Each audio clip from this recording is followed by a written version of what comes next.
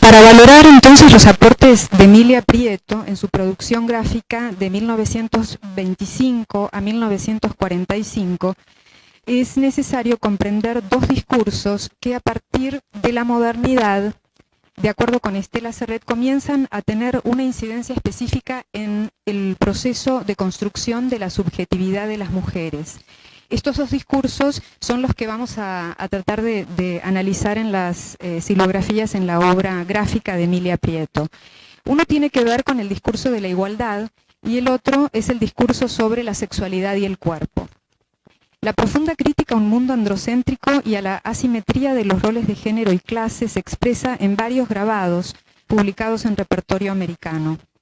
En Dibujo para bordar, de 1937, Prieto cuestiona la oposición jerárquica del hombre y de la mujer, así como la adjudicación de los espacios que queda claramente delimitada al asociarse lo femenino con el mundo de la naturaleza y lo masculino con el mundo de la cultura.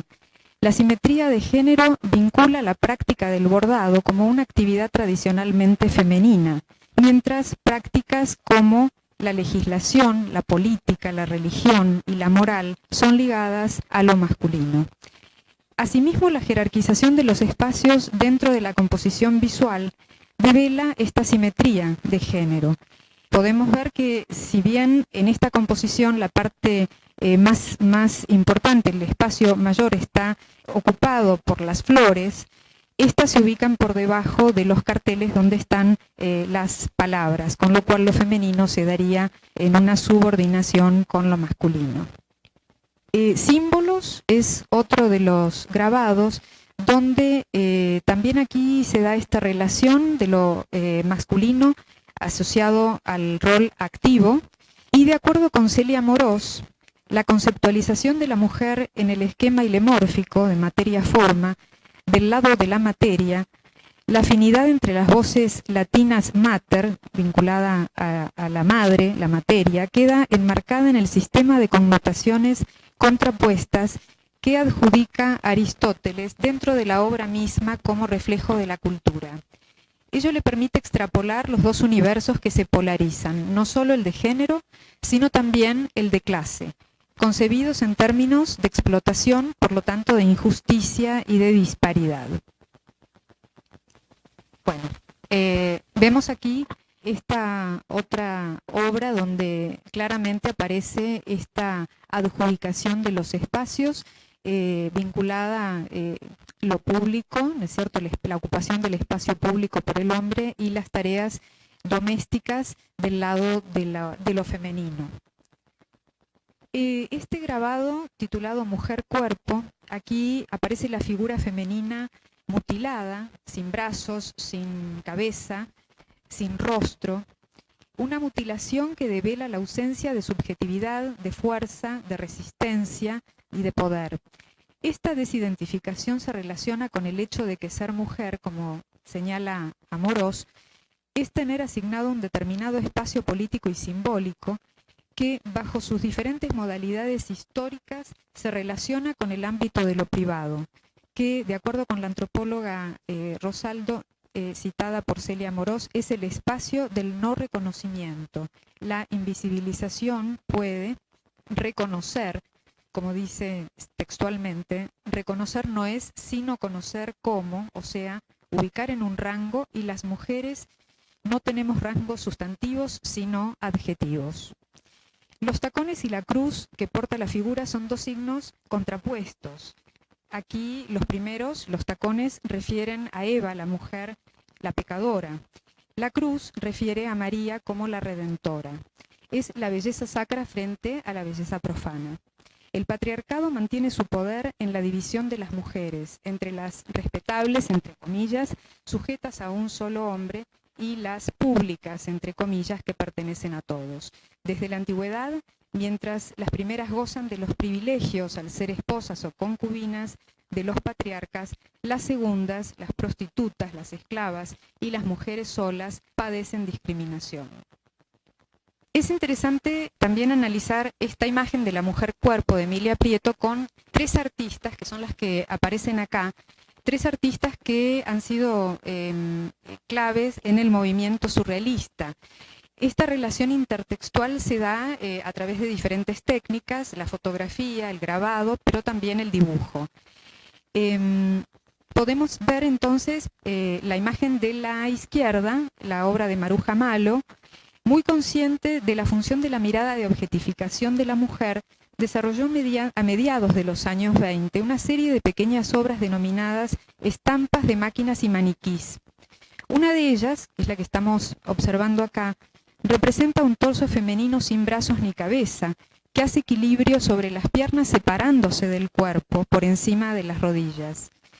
Según Kirkpatrick, los torsos truncados y las cabezas y brazos mutilados de Maruja Malo se asocian con los denominados putrefactos, término acuñado por Dalí y Lorca entre 1926 y 1927, al configurar su identidad estética y cultural para referirse a cuanto olía a podrido, a cuanto molestaba e impedía el claro avance de su época. La imaginería plástica desarrollada por Malo, de acuerdo con esta autora, desarrolla una crítica irónica del mundo emocionalmente limitado y anticuado de la mujer en su cultura. La siguiente, que es esta fotografía, es un fotomontaje de la fotógrafa húngara Kati Orna. Trabaja la técnica de fotomontaje donde el maniquí también puede ser leído en clave de género. Si bien lo femenino predomina por la centralidad de la figura y el tamaño de la figura, se trata de un objeto, un maniquí inerte y rígido, sin capaz de movimiento, pero que puede ser manipulado. Así, mientras lo femenino queda reducido a lo decorativo y objetual, en contraposición, lo humano se representa a través de las figuras de hombres que se encuentran en el bus y que simbolizarían la autonomía y la libertad de desplazamiento. Uno de los hombres, cuyo brazo se apoya por fuera de la ventana del bus, parece observar con curiosidad el maniquí. En esta relación sujeto-objeto, lo femenino, objeto de la mirada masculina, va asociado justamente con el rol pasivo.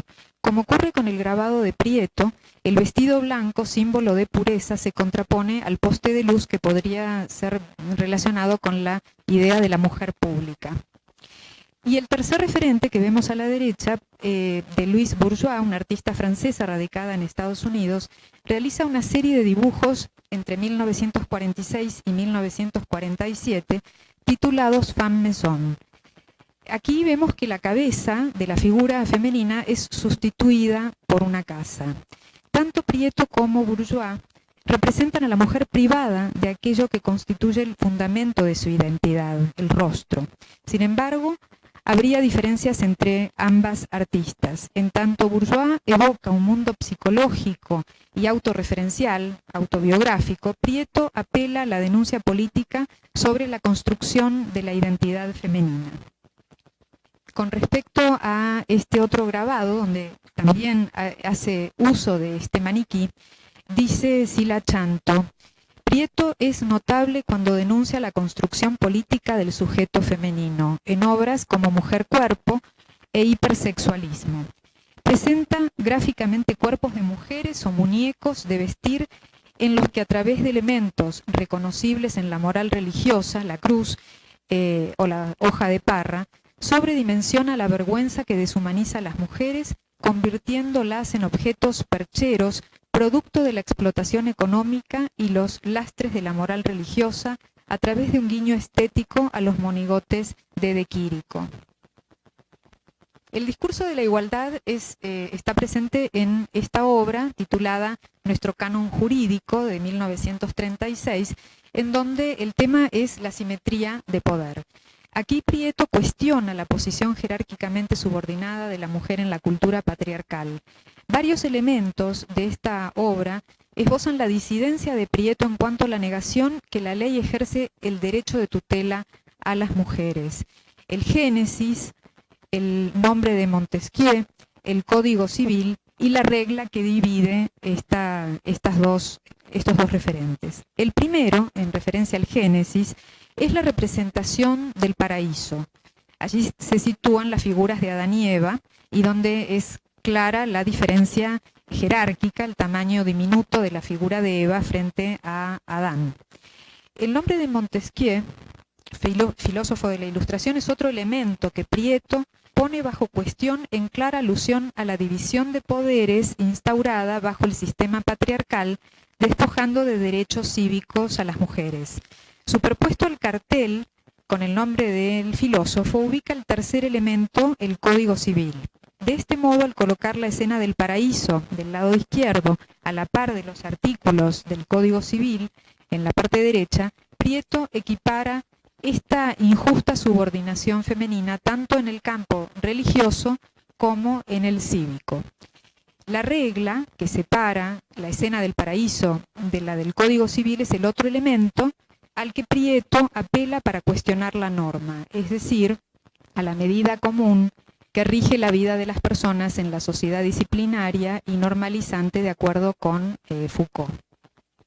El otro aspecto dentro del discurso de la igualdad aparece en este otro grabado, Los derechos que conquistan, en donde aquí presenta este irónico cuestionamiento que hace al sufragismo de las mujeres liberales en la primera parte del siglo XX. Hay elementos como, por ejemplo, el brazalete, el encaje, que connotan el lujo de la burguesía de una manera muy crítica, y también el habano como un referente a los espacios masculinos. Según Patricia Alvarenga, la demora de las mujeres del partido Vanguardia Popular para integrarse a las luchas sufragistas obedece a que para ellas las feministas representaban una amenaza a la unidad de la clase trabajadora y, por otro lado, a que la mujer no debía tener derecho al sufragio mientras prevaleciera el escaso nivel de conciencia política, pues en tales condiciones el nuevo voto femenino solo afirmaría el sistema político vigente.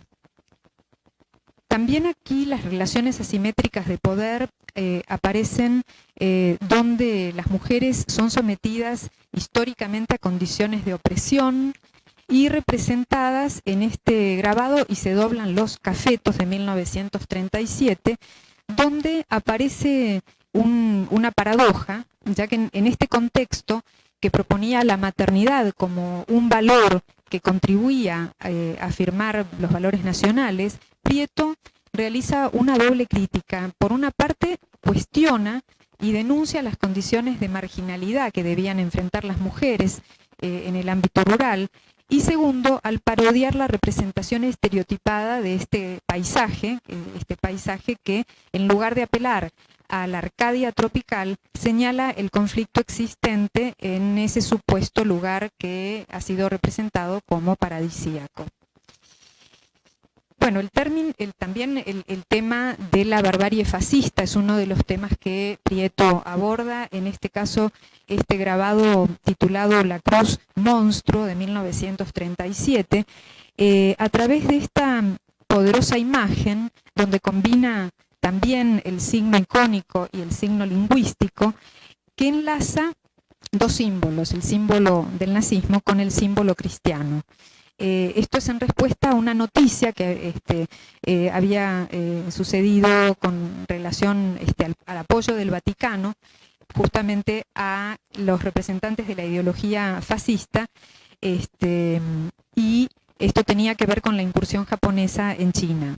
La trama de complicidades producidas entre la Iglesia Católica y los representantes de esta ideología fascista permite dilucidar mediante una lectura intertextual con otras dos obras que están entonces en la imagen, del arte conceptual de Argentina de los años 90.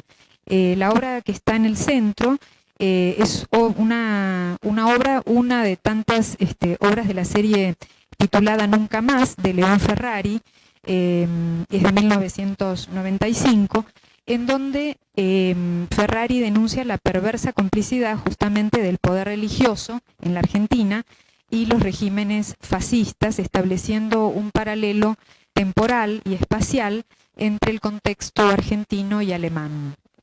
La obra de la derecha es también una obra de arte conceptual de Claudia Contreras, titulada Rosario.